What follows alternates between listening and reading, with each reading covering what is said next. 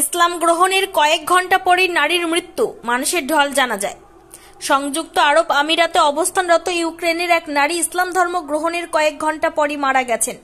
29 বছর বয়সী ওই নারীর নাম দারিয়া কোতসারেঙ্কো। তিনি রোজারত অবস্থায় মারা যান। ওই নারীর জানাজায় শত শত মানুষের ঢল নামে। খবর খালিজ টাইমস। জানাজা এই নামের একটি জনপ্রিয় এক্স অ্যাকাউন্ট থেকে ওই নও মুসলিম নারীটির মৃত্যুর খবর জানানো হয়েছে। পাশাপাশি পোস্টে জানাজা পড়ানোর কয়েকটি ছবি শেয়ার করা হয়েছে। এতে দেখা যাচ্ছে শুক্রবার 29 মার্চ আল কাসাইস কবরস্থান মসজিদে ওই নারীর জানাজা পড়তে হাজির হয়েছেন শত শত মানুষ। বিভিন্ন ডকুমেন্টস থেকে পাওয়া তথ্যে জানা যায়, কোতসারেঙ্কো জন্মসূত্রে খ্রিস্টান ছিলেন।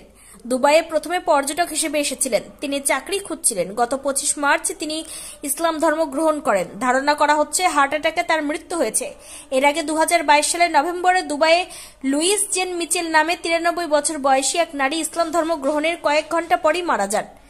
জানা যায় এই সংস্থাটি সেই সময় মহিলাটির ধর্ম পরিবর্তন এবং জানাজার বিস্তারিত জানিয়েছিল।